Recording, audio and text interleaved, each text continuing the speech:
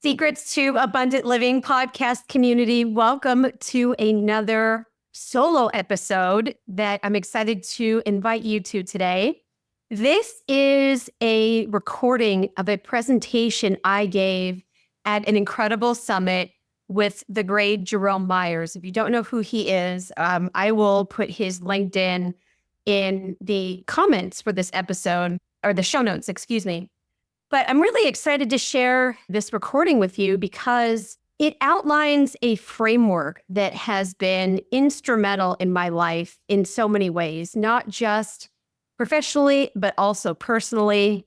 And the audience told me that they received so much value from this presentation. So I wanted to make sure to share it with you all so you can benefit as well. It is not overly complex. It is straightforward. But as is most things in life, we don't need to make things incredibly complicated and murky to be able to benefit and really change our lives, move forward, and achieve our goals. So looking forward to sharing this great information with you. And as always, do the podcast a favor, do yourself a favor so we can continue to provide you value. Send this episode to one person in your network. Hit pause, hit share, and send this to someone who's not already listening to the episode that you think would benefit from this. Thank you so much. It allows us to continue to grow and give you the content that you keep coming back for week after week. All right, thanks y'all. Enjoy, and I look forward to seeing you on the next episode. Welcome to the Secrets to Abundant Living podcast. Your guide on this journey is Amy Sylvis. If you're ready for the secrets to an abundant life, hit that subscribe button now, and let's get started. Hey everyone, this is Amy Sylvis with Sylvis Capital. I'm so delighted to be with you all today. And Jerome, thank you so much for having me here at the Red Pill Conference. I really appreciate it. And I'm delighted to be with you all today and to serve you. For the next segment, we're going to talk about something called Be, Do, Have, and how this structure can help you in your transformation, get to your goals, and how this can serve you. So let's get started. I'd like to first start off with a story. So I'm going to stop sharing my screen so we can talk with each other. In this story, I'd really love for you to follow along and pretend that this is you. So indulge me here. Imagine that you are a 35-year-old living in Los Angeles in an apartment by yourself. You're kind of doing your evening activities. It's around dinner time. And suddenly you feel this kind of warm, almost slippery sensation in your right middle area where your lungs are. It's a startling feeling. It catches you off guard. Nothing really preceded it. And you feel this really sudden, powerful urge to cough and cough hard. And you think you feel something in your mouth. It's graphic, but go with me. But you don't get to contemplate it that long because you cough again, even harder. And suddenly your mouth feels like it's not filled with what it normally feels like, food or spit or liquid. Out of curiosity, you run to get a paper towel, you spit into it, and it's bright red blood. A lot of it. Like the size of your palm, a lot of it. So your heart starts to race. Adrenaline, cortisol, all flood your body. Your fight or flight response kicks in. And you're not sure exactly what to do next, but your instinct is, especially since you're alone, to call 911. You feel a bit short of breath. You're unsure if it's because you're anxious or if you truly are having trouble breathing. And even just describing your situation to the 911 operator is terrifying. It feels surreal because you still got that paper towel in your hand with that bright red blood showing what just came out of your body. It feels like an eternity before the ambulance comes to your apartment to help you. While you're waiting, you're just sitting at your front porch, hoping and praying that the blood will stop, but it doesn't. You try not to take deep breaths. You try to calm yourself down, but every few moments you're coughing, and each cough brings more and more blood. And you keep all the paper towels with you because you want to be able to show the paramedics, the doctors, how much you've coughed up. Eventually, the ambulance arrives and you're rushed off to the nearest emergency room. The sirens blaring, all the questions coming at you from the EMT in the back of the ambulance with you, trying to describe what's going on, what happened, what preceded it, what medical conditions you have. They're taking your oxygen saturation to make sure you're okay. They stick an IV in your arm so they have access to whatever they're going to need to do to you in the emergency room. Unfortunately, you get to the ER pretty quickly. But that's not all that reassuring because in the ER, you can tell there's an urgency about treating you and about getting you help. There are 2 doctors, several nurses, and some medical assistants surrounding you, asking you some of the similar questions that you got when you were first greeted by the EMTs of what happened, what's going on, what medications are you on, have you had this before? And before you can even kind of take in your new environment, blood's being drawn out of your arm, you're being hooked up to an IV, pumped full of you don't know what because everything's happening so quickly. And you're rushed off to get a CT scan of your chest where the doctors can hopefully identify the source of the bleeding. Laying on your back is not easy to get a CT scan because of the way gravity is and the way lungs work. It ends up making you cough up even more blood. And you notice yourself tensing up with each and every breath that you take, hoping that somehow the blood will stop and it will, and you won't cough anymore, so it doesn't induce more hemoptysis, the medical term for coughing up blood. As soon as the CT scan is over, you're rushed back to your emergency room, individual room. For the first time in what feels like an hour, there's silence. You can hear beeping, you can hear people moving around outside of the room, but you're in the room all by yourself with your thoughts, trying to hang on and almost white knuckle your sanity. The attending ER physician comes in and tells you that they've discovered a spot in your lungs that are bleeding. And there are several options. If the bleeding continues, you may need to get a blood transfusion, depending upon how much blood you've lost. You may need to get an embolization, which is where they go in your femoral artery through your groin, wire basically a device that'll cauterize what's causing or what's leaking, essentially blood in your lungs. But only time will tell if either of those things are needed. In the meantime, a 2-week course, 14-day course of IV antibiotics, some of the most powerful, potent, broad spectrum antibiotics in human existence are going to be needed to prophylactically treat what may or may not be bacteria growing in your lungs and causing issues. And that 2-week course of antibiotics is going to have to be inpatient in the hospital, staying in a tiny little shoebox room, again with your thoughts and fears, loneliness and boredom, in hopes to get you better and that treating the infection may stop the bleeding. And you feel overwhelmed because this isn't the first time you've gone through this. This isn't the first time you've coughed up blood and had to be in the hospital and miss out on the job that you love and hanging out with family and friends that you love. In fact, this isn't even the first time this year this has happened. This is the third, and you're only halfway through the year. You're admitted to the hospital. You resign yourself to the fact that this has to be the treatment you need to receive in order to avoid the worst case scenario of your lungs filling up with blood and suffocating.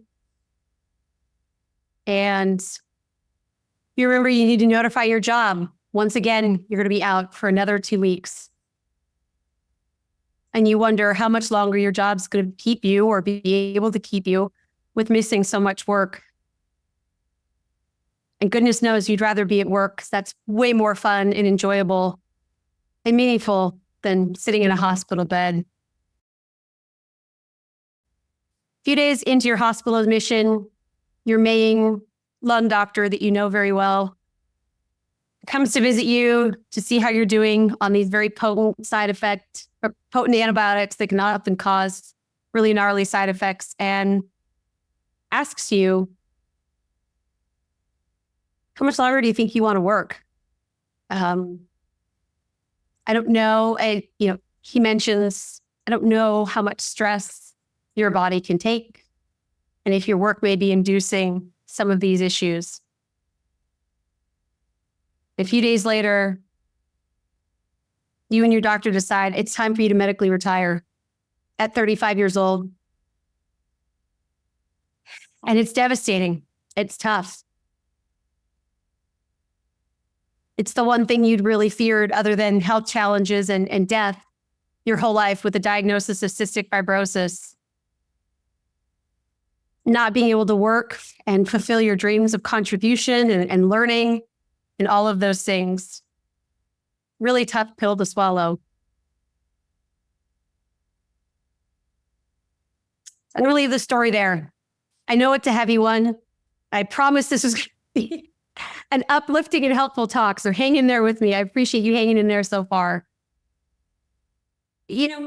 Maybe parts of this story resonate with you, even though maybe you haven't had cystic fibrosis, which is a genetic illness where I was only supposed to live to be 9 years old.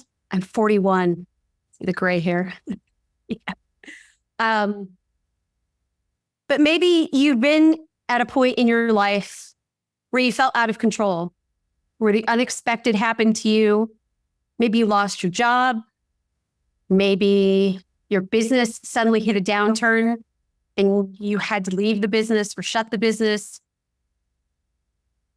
I really want to talk to people that are looking to have a transformation, that are looking to take maybe something that life has dealt them that they didn't ask for, they didn't earn. I want to talk to all of you all who have been through something like that and share a little bit more about my story, my transformation, coupled with this framework to give you some encouragement and a path forward that can inspire you. So I'm going to share a few slides. Are y'all with me? I hope you all are still with me. I promise this gets good. I promise. I know it's heavy, but we're gonna get through this. All right. So that's me. That's me at 6 months old when I was diagnosed with cystic fibrosis. Again, it's a lung condition where lungs gradually deteriorate over time. You heard a little bit about what it was like to struggle with that illness. My CF community was very cool. We were wearing masks long before COVID.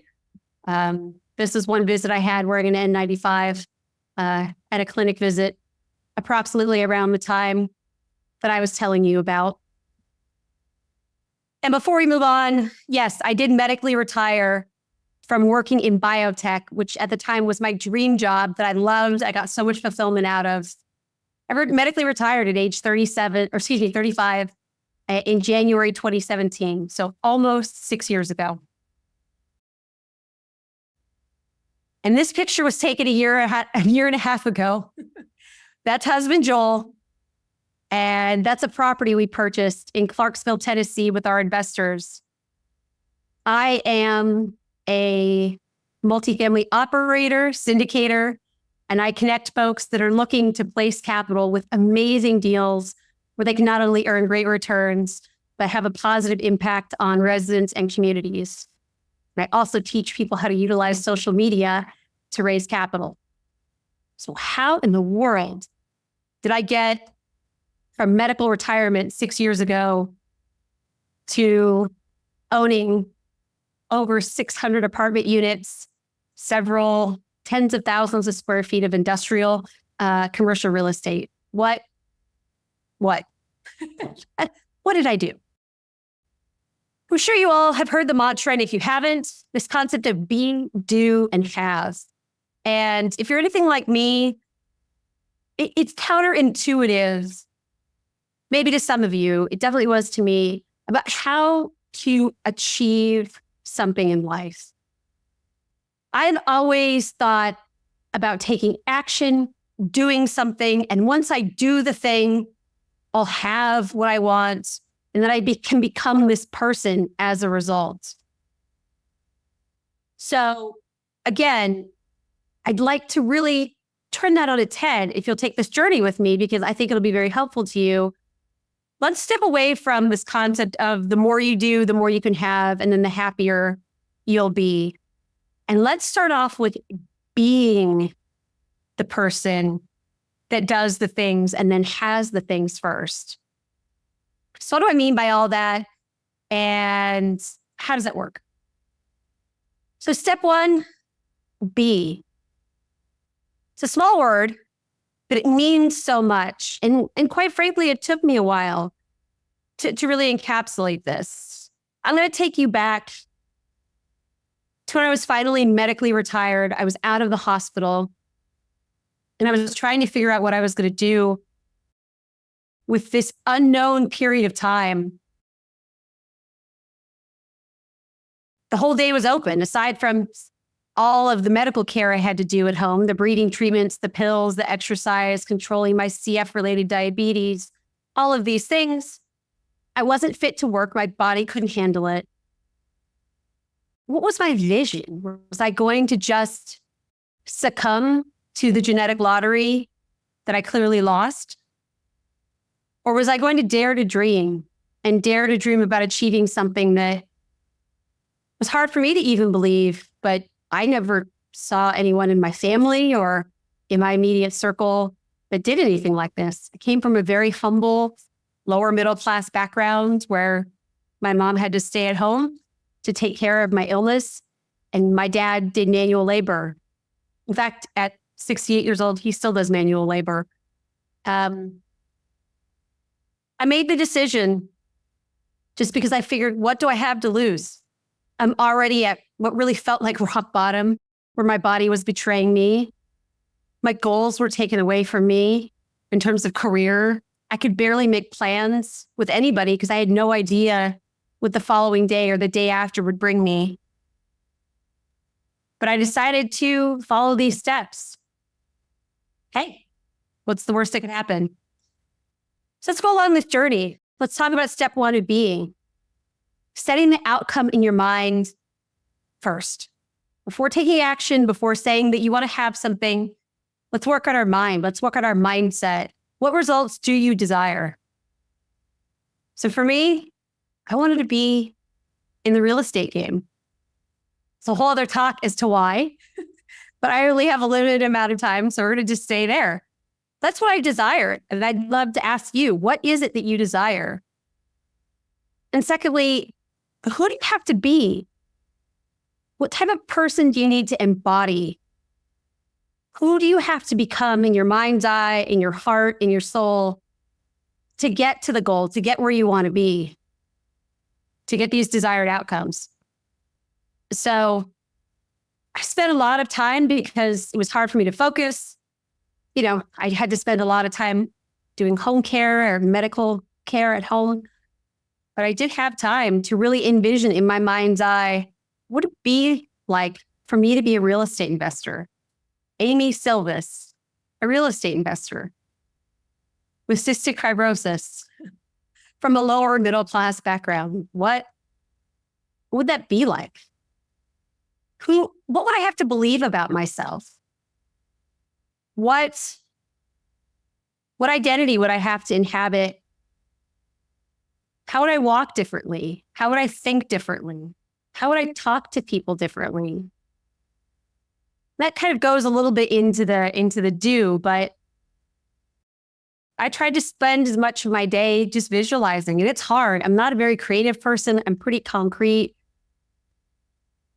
But so many of our goals, I would argue, really start with in our mind and creating the world we want in our mind first and visualizing, and then bringing, kind of birthing, if you will, that out into the world. So a daily habit of visualizing and reminding myself of the results that that I desire and who I want to be. Have you ever thought about having multiple streams of income? Instead of relying on just one stream of income where you're trading your time for money, how would you like to free up more of your time and live a more abundant life?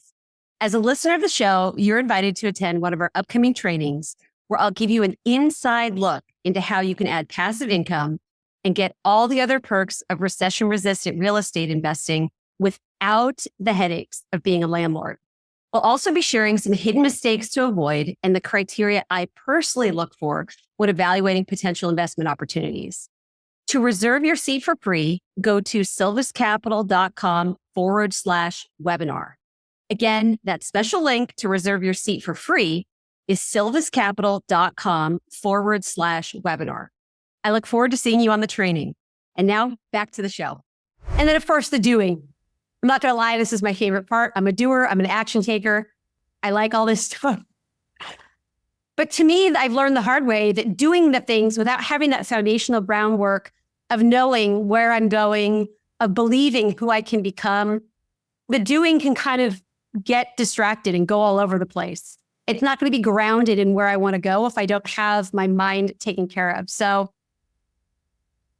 once we become who we want to be in our mind, what actions would this person take? Here's me at 35 years old in 2017, medically retired, but I decided that my identity was going to be transformed to be a real estate investor. I am Amy Sylvis, a real estate investor in my pajamas, in my one-bedroom apartment in Los Angeles back then. So as that identity, what actions would Amy, the real estate investor, take every day? What habits, what choices on a day in and day out basis would I need to do? Now, granted, because of my health, and maybe some of you all will identify this as you're thinking through, how you might start on this journey, how you might start your transformational process, hey, I don't have a lot of time, or I don't even know where to begin, or maybe my resources are thin, so I don't have a lot there. I hear you.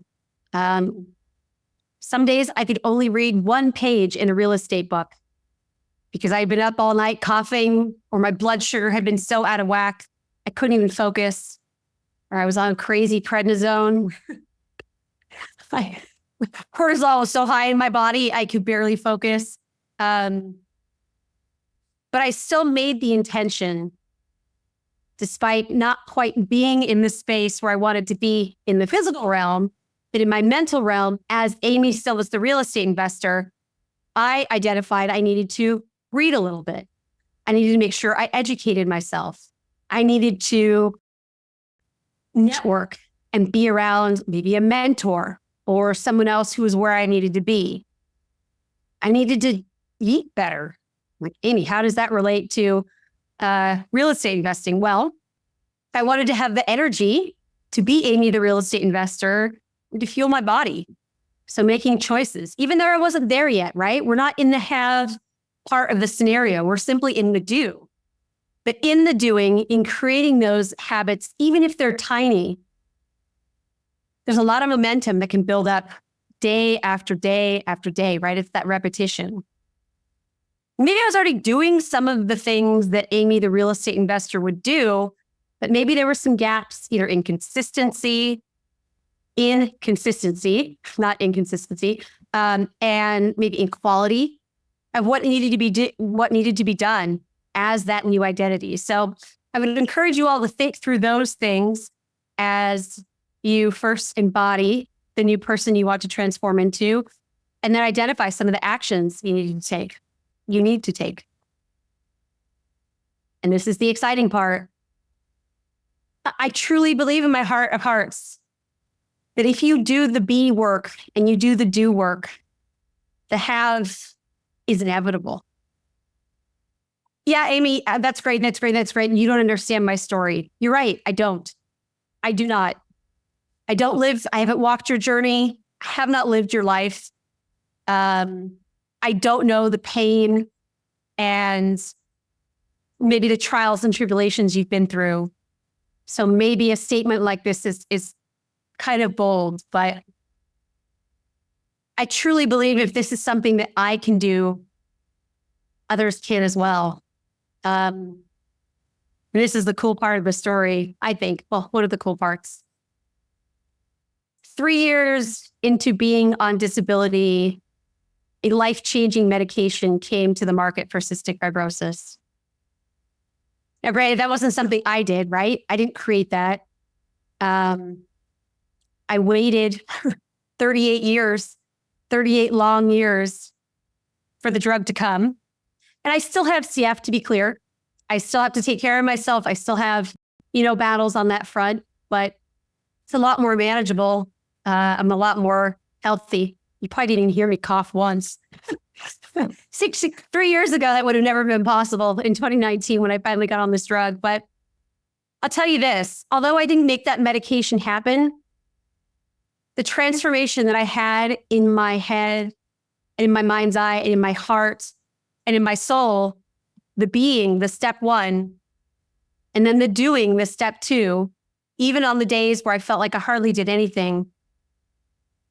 3 years into this process, I suddenly had pretty much removed the challenge that had kept me away from being Amy, the real estate investor. I had laid this massive groundwork of 365 days a year for 3 years of the being and the visualizing and the doing that I was ready to go. I was ready to have. And my story continues on, right? It's not like I don't have, trials and tribulations of my own or speed bumps, but I just really want to encourage you by telling you this story. And hopefully you've been able to find bits and pieces that may resonate with you, where you can feel like perhaps there's some inspiration there in the waiting as you're looking to have the have, and ideally starting off with your being and doing. So hopefully you're still hanging in there with me. That's husband Joel and I doing one of our favorite activities. We are big USC football fans. I will not be in Vegas at the Pac-12 championship game on Friday, but he will be. And that's downtown Los Angeles in the background at the LA Memorial Coliseum. But given all this information, I really want to challenge you. Not a big challenge, but a challenge. We're going to see who's willing to do this with me over the next 3 days, because I've got more goals. I have more having that I'd like to have. So I'm going to do this along with you all. I'm going to start Friday, so the day after, or tomorrow, and do this Saturday and Sunday as well. Let's take these next 3 steps. Let's do each 3 of these for the next 3 days. Let's envision who we want to be. Write it down, make a vision board, visualize it, and let's do that every day for the next 3 days. Let's visualize that next version of ourselves and that transformation. And let's believe it. I know it can be hard. This is the hardest part for me. I'll tell you. I'm not creative. I've had enough medical trauma in my life where it's really hard for me to envision things going well. I'm just being real here. Maybe you relate to me. But let's really believe it. Not faking it, but let's really understand that amazing things in life can and do happen. And why not us? Why not us? So let's practice that believing as well. And then each of the 3 days, let's take one action that this future person, or this person we're being right now, that we want to start today and then also continue to the future. What action step would this person take? So let's do this together. I hope you'll do it with me, regardless of your goal. It doesn't even have to be business related. It could be with your family. It could be with your personal health. It could be with volunteering and contribution. Let's take these steps together. I think that would be really special. I want to thank you all so much for listening to my story. I hope. I said a prayer to God before this. that my words and my story might encourage somebody today and give some inspiration. I'm happy to do whatever I can to talk with you or add value. The best way to get a hold of me is investwithamy.com. You can learn a little bit more about me there. And I'm just so grateful for where I am today. My life isn't perfect. No one's life is. But my gosh, it's been a heck of a journey. And I know I can see that you all are on an incredible journey as well. And I'm excited to cheer you all on. Thank you so much. I'll talk to you all soon.